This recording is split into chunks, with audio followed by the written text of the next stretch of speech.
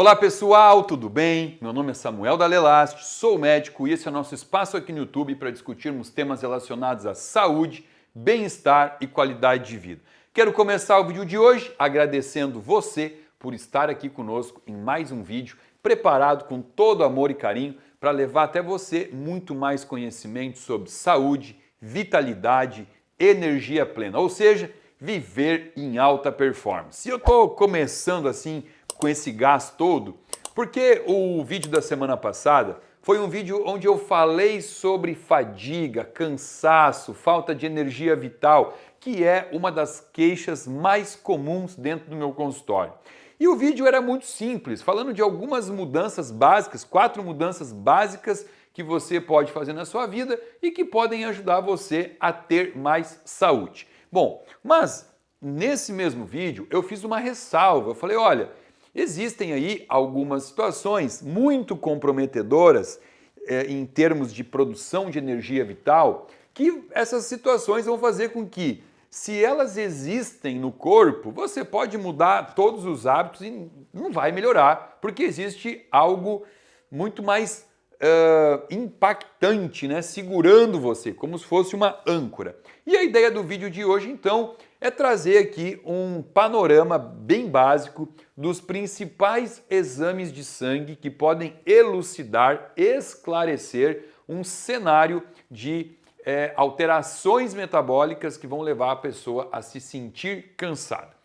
Bom, vamos lá. Vamos começar bem do básico mesmo, tá? Assim, ó, um exame que não pode faltar em um paciente que queixa-se de fadiga é o exame de hemograma, tá? Um hemograma simples, porque o hemograma ele vai trazer uma hemoglobina e um hematócrito, que é o que a gente vai usar como o fator mais importante do hemograma para definir um processo de anemia, tá? Então veja bem, quando o paciente está com o seu nível de hemoglobina baixo, o paciente está com menos de 12 de hemoglobina, a gente já tem que começar a abrir o olho. Claro que a anemia vai ser considerado por alguns autores abaixo de 10, por outros autores abaixo de 11, menos do que 12, pelo menos tem que ser um alerta. Vamos dar uma olhada como é que está a hemoglobina desse paciente.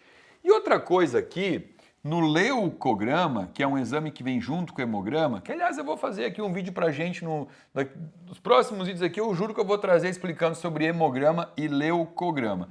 Mas o leucograma, ele vai trazer sobre os eosinófilos, tá? O que são os eosinófilos? São tipos de leucócitos que vão estar aumentados em duas situações, assim, ó. Primordialmente, hipersensibilidades alimentares e alergias, né? A pessoa que está comendo algum alimento que está causando hipersensibilidade, ou pessoas com rinite, com asma, vão ter o eosinófilo aumentado. Mas também em parasitose. Olha só, isso aqui é uma regra, tá? Nem toda parasitose vai aumentar eosinófilos. A pessoa pode estar com parasita e não ter eosinófilo alto. Mas eosinófilo alto é um sinal de que a gente tem que avaliar se o paciente não tem algum tipo de verme, né? Parasita. Por que eu estou falando isso numa aulinha de fadiga? Porque parasitas podem levar a fadiga, pode levar a cansaço sim, tá? Então aqui, ó, a gente já colocou, eu vou deixar só o hemograma, porque se você escrever, né, hemograma completo, já vai vir o leucograma junto, né? Então, hemograma completo, primeiro exame a ser avaliado. Vamos numa ordem aqui de custo de exame e facilidade de resolução de exame.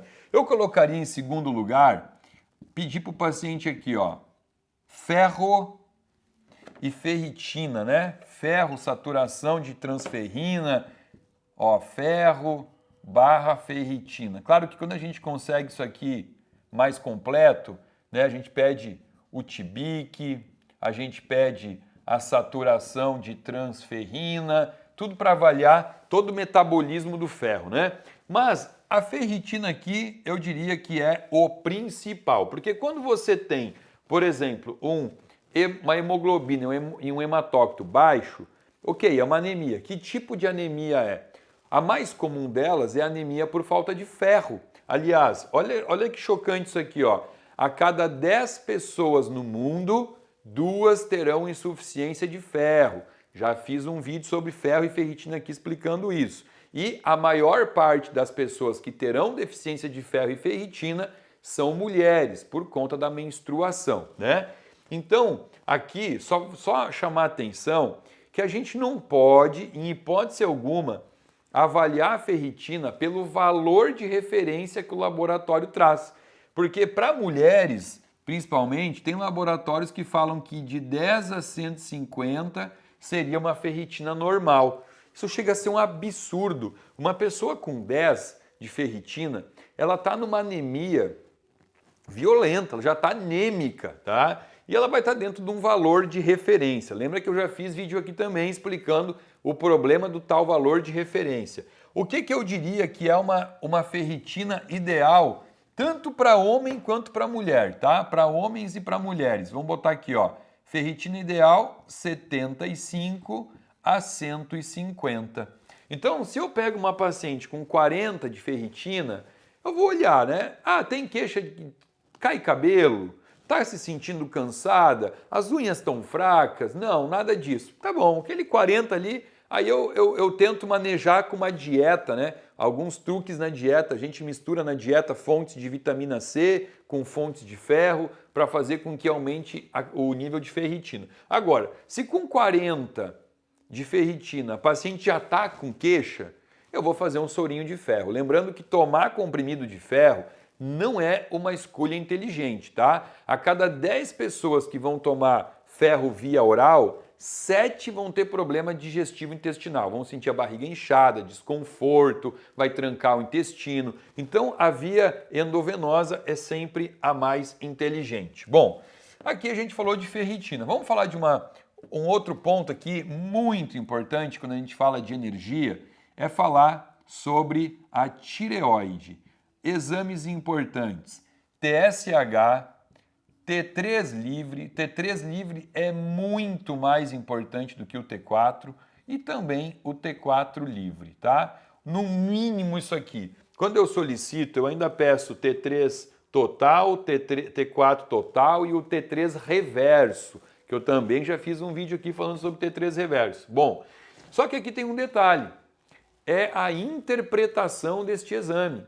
Porque muitas vezes a gente se depara com uma análise muito pré-histórica da tireoide, onde o mais importante dos exames seria o TSH. E a gente aprendeu isso na faculdade, na época 1800 e Guaraná com rolha ensinavam a gente a olhar o TSH como indicador absoluto. Hoje não é mais, né? Porque TSH nem é hormônio da tireoide, é hormônio da hipófise. É um hormônio que a hipófise produz para estimular a tireoide, tá? E se eu tenho um TSH bom, mas eu tenho um T3 livre, um T4 livre baixo? Bom, aí o que manda é isso aqui, ó, não é o TSH. Mesmo um TSH bom, e o que seria bom? Vamos quantificar. O bom não é aquilo que vem no valor de referência.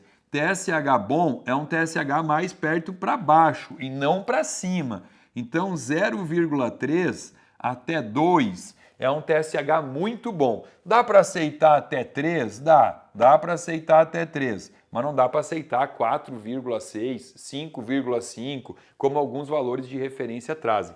Então aqui, ó, de 0,3 a 3, tá? Mas, entretanto, como eu disse, o mais importante é o T3 e o T4. E como que a gente avalia T3 e T4 livre? Eu não vou trazer aqui os valores de referência, porque cada laboratório usa média estatística diferente. Então eu vou falar o seguinte, vamos trazer aqui, ó, eu vou ensinar como avaliar. Vamos trazer um número como se fosse assim, ó, de 2,2 até 4, tá? Porque alguns laboratórios trazem isso, de 2,2 até 4. Como é que a gente faria se o valor de referência fosse esse? A gente soma o mínimo com o máximo. Então assim, ó, 2,2 com 4 dá quanto? Dá 6,2. E se eu divido 6,2 por 2, né, para fazer a média, 6,2 dividido por 2 é igual a 3,1. Então, o que significa? Significa que os meus valores de T3 ou T4, eles deveriam estar do meio, 3,1, para cima, né, até 4. Ó, Aqui, ó, só para entender, o TSH eu quero ele menor, mas o T3 e o T4 eu quero maior, eu quero mais perto do máximo e o TSH mais perto do mínimo.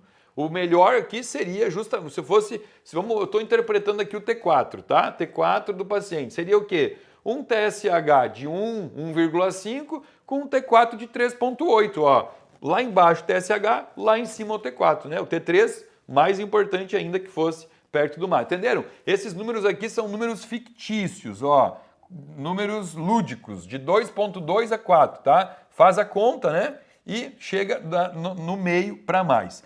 Então, a avaliação da tireoide, ela deve ser feita assim. Bom, vamos continuar aqui. Vamos analisar mais exames importantes para avaliação. Tanto para homem, até agora aqui, ó, tanto para homem quanto para mulher, tá? Continuamos aqui, ó. Testosterona.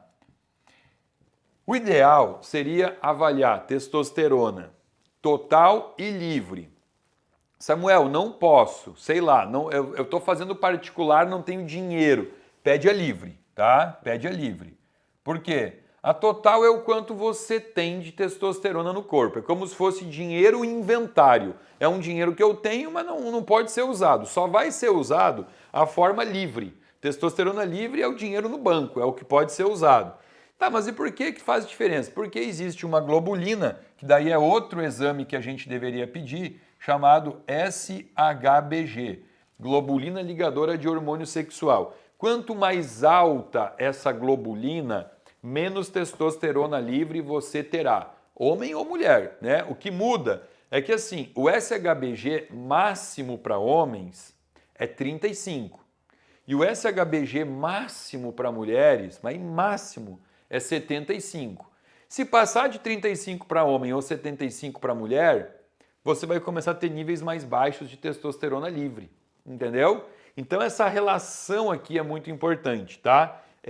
Avaliar o SHBG, eu diria o seguinte, se eu não pudesse, se eu tivesse que escolher, sei lá, eu estou numa situação onde eu não tenho opção de escolher muito exame, e eu tenho que escolher entre testosterona e SHBG, eu prefiro o SHBG do que a testosterona, porque se eu pego um paciente com SHBG de 80, o cara é homem, 80 ou 100, já peguei isso, é óbvio que a testosterona livre dele está muito baixa.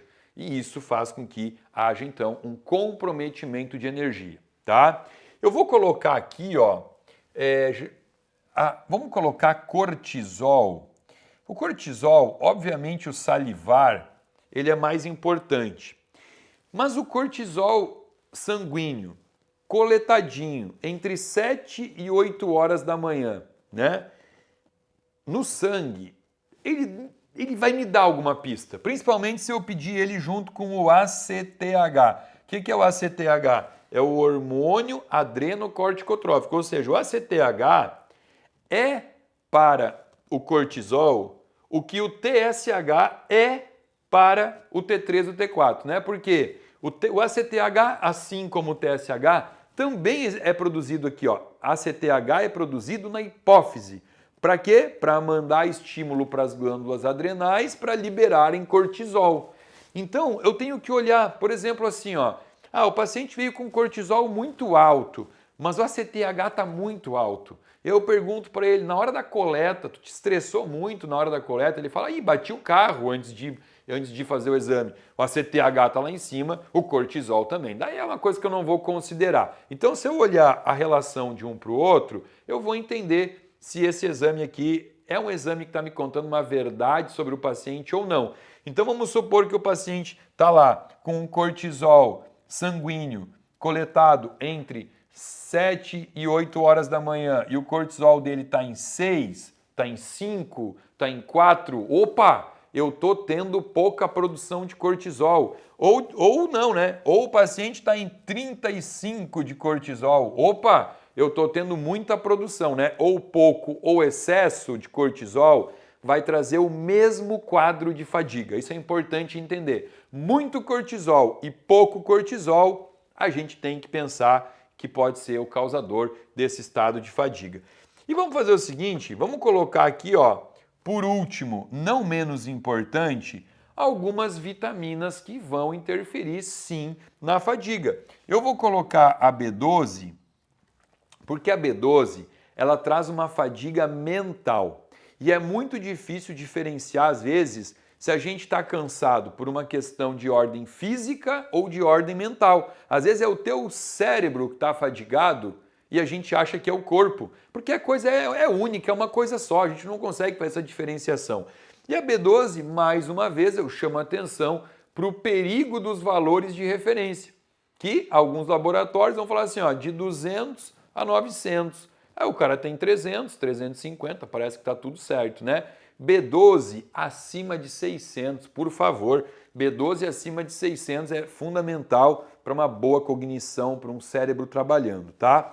E outra vitamina que eu colocaria aqui do complexo B é a B9, que é o ácido fólico. Também, alguns laboratórios falam assim, o valor ideal é acima de 3,9, acima de 4,2. Cuidado, hein? Isso são valores muito baixos. E o ácido fólico participa ativamente do processo de metilação, de doação de radical metil, que é o famoso ciclo da metilação, ou ciclo do SAMe, ou ciclo da metionina, tanto faz, é tudo o mesmo ciclo, tá? Então, aqui lembrando apenas que quando a gente precisa repor B12 e B9, sempre usar a forma ativada dela, metilcobalamina, se for B12, metilfolato, se for B9, e vou colocar uma outra vitamina que também na falta dela a gente pode encontrar um paciente mais cansadinho, que é, na verdade, um hormônio, nem é uma vitamina, que é o hormônio D, ou chamada de vitamina D, 25-hidroxicólicalciferol, também chamada assim,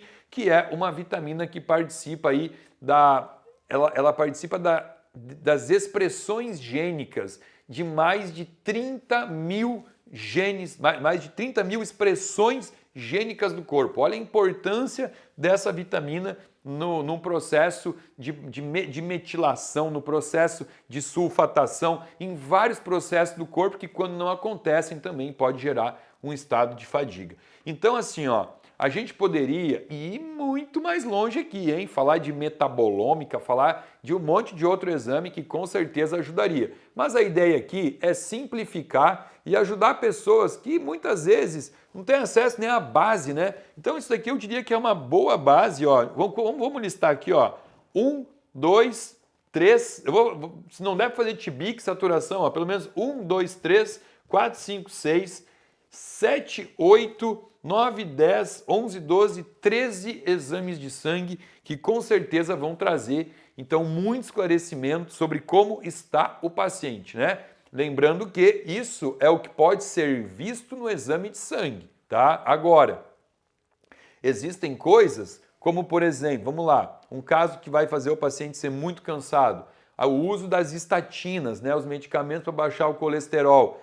Quando eu dou um medicamento para baixar o colesterol, eu estou comprometendo uma via toda hormonal, né? Porque o colesterol ele vai ser matéria-prima para a produção de vários hormônios, esteroides ou não, né? E também o colesterol é a matéria-prima para a produção da coenzima Q10. Então, quando você toma uma estatina, você bloqueia a enzima hidroximetilglutario-CoA redutase, que é a enzima que vai produzir também a coenzima Q10. Então o paciente já entra num estado de fadiga, eu não consigo ver isso no exame de sangue. Então olha só, isso aqui é o que é possível mapear olhando o sangue. Tem uma infinidade de outras coisas que estão por detrás dos bastidores aí, que a gente só consegue fazer, obviamente, com um bom raciocínio clínico num consultório e uma boa anamnese, né? Eu estou conversando com o paciente, faço perguntas, eu já vou entendendo muitas coisas que podem estar acontecendo no corpo dele e que eu não consigo avaliar através de um exame de sangue. Mas eu espero ter trazido para você aqui um cenário de bastante informação. Se você está passando por um quadro desse de fadiga, espero que isso aqui te ajude. Você pode procurar aí um médico que tenha essa abordagem, esse approach, né, dentro de uma medicina mais funcional e integrativa, e espero de verdade que isso possa ter lhe ajudado. Se você gostou desse vídeo, dá um like, compartilha com os amigos, coloca no grupo de WhatsApp da família. Se você não está inscrito no meu canal, se inscreva, aciona o sininho para receber alerta de novos vídeos sobre saúde toda semana aqui para você. Lembrando que abaixo desse vídeo tem um link que você pode acessar, se inscrever e passar a fazer parte de um grupo VIP de pessoas que recebe conteúdo gratuito e exclusivo toda semana aqui do meu canal. Fica aqui o meu muito obrigado.